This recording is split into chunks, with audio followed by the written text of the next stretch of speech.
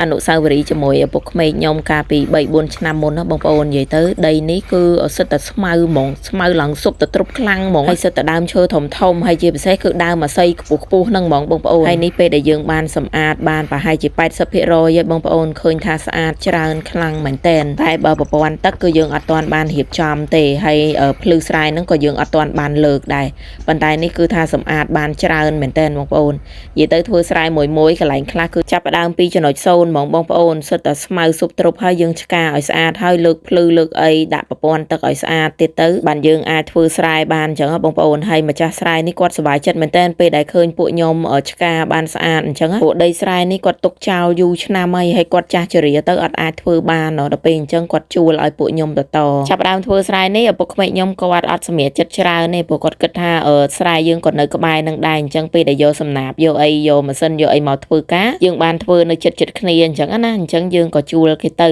ហើយណាមួយអ្នកចិត្តខាងហ្នឹងគាត់សុំឲ្យយើងជួយធ្វើស្រែគាត់ផងព្រោះគាត់ចាស់ហើយគាត់អត់អាចធ្វើបានអីអញ្ចឹងណាដោយសារមនោសញ្ចេតនាផងក៏ឪពុកក្មេកខ្ញុំទទួលធ្វើស្រែហ្នឹងទៅបងប្អូនហើយនេះគឺធ្វើបានហើយចឹងថា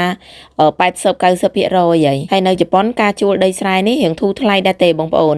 បើសិនជាគេយកលុយយើងឲ្យលុយគេចឹងណាទៅតាមຂະຫນាតតែបើគេអត់យកលុយទេគេយកជាអង្គក៏យើងគិតតាមតម្លៃអង្គឲ្យគេចឹងទៅស្រែនេះរៀងធំដែរបងប្អូនមាន2ជាន់ខាងលើមួយខាងក្រោមមួយចឹងហើយយើងមកបានរៀបចំហ្នឹងគឺថារៀងយូរដែរនិយាយទៅខែត្រជាក់អញ្ចឹងគឺចាប់ផ្ដើមព្យាយាមធ្វើដីស្រែឲ្យស្អាតដល់ពេលចូលដល់ខែក្តៅយើងអាចដាំអង្គបានចឹងណាបងប្អូន